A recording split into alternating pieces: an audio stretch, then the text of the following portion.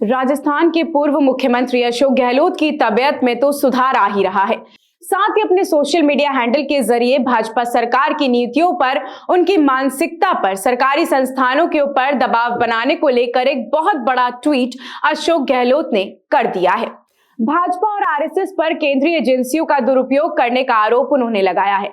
गहलोत ने यूजीसी के नए ड्राफ्ट प्रावधानों पर कई सवाल उठाते हुए इन नियमों को उच्च शिक्षा को बर्बाद करने वाला भी बताया है। आइए आपको बताते हैं कि गहलोत ने अपने ट्विटर अकाउंट एक्स पर क्या कुछ लिखा है। उन्होंने लिखा है कि बीजेपी आरएसएस का 10 साल से पूरा प्रयास कर रहा है कि वो देश के तमाम संस्थानों पर दबाव बनाकर उन्हें अपने कब्जे में कर ले। आज ED, CBI, income tax, Delhi police समेत तमाम केंद्रीय एजेंसियां तथा चुनाव आयोग जैसे स्वतंत्र संगठन भी सरकार के इशारे पर ही काम कर रहे हैं।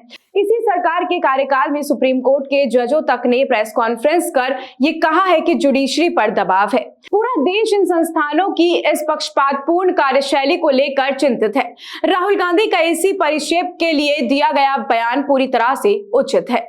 आगे गहलोत लिखते हैं कि आरएसएस की मंशा शुरुआत से ही सरकार में शामिल होकर उसका अंग बनाना है, इसलिए वो आजादी की लड़ाई में भारत की जनता के साथ न रहकर अंग्रेज सरकार के साथ रहे।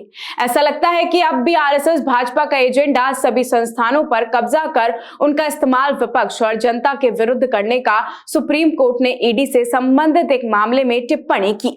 ईडी की मंशा केवल लोगों को आरोपी बनाकर जेल में बंद रखने की है। इस टिप्पणी से स्पष्ट है कि ईडी का इस्तेमाल केंद्र सरकार जनता को डराने के लिए कर रही है।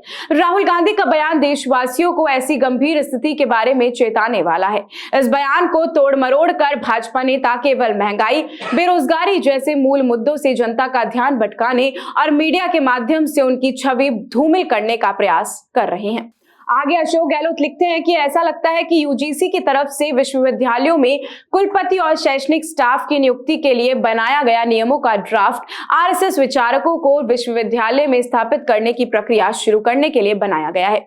इस ड्राफ्ट के अनुसार अब वाइस चांसलर बनने के लिए अकेडमिशियन होने की बाध्यता भी नहीं रहेगी। राज्य के विश्वविद्यालयों में भी वाइस चांसलर की नियुक्ति केंद्र सरकार ही करेगी। इन नियमों से विश्वविद्यालयों में अनुबाधित प्रोफेसरों की संख्या 10% भी हो सकेगी, यानी कि चहेते लोगों को प्रोफेसर की तरह लगाना आसान हो जाएगा।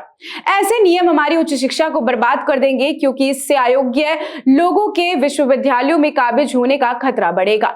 यह देश की संघीय व्यवस्था के साथ खिलवाड़ भी हो सकता है, क्योंकि इससे राज्यों के अधिकार कम होंगे। खैर, इन तमाम बातों से यह साफ जाहिर होता है कि अशोक गहलोत चाहे राजनीति से थोड़े इतर हो गए हों, लेकिन औपचारिक तौर पर हम या फिर ये कह सकते हैं कि सोशल मीडिया के जरिए बीजेपी सरकार को घेरने का पूरा काम कर रहे हैं। ऐसी और भी तमाम अपडेट्स और जानकारियों के लिए आप बने रहिए हमारे चैनल भारत रफ्तार पर। धन्यवाद।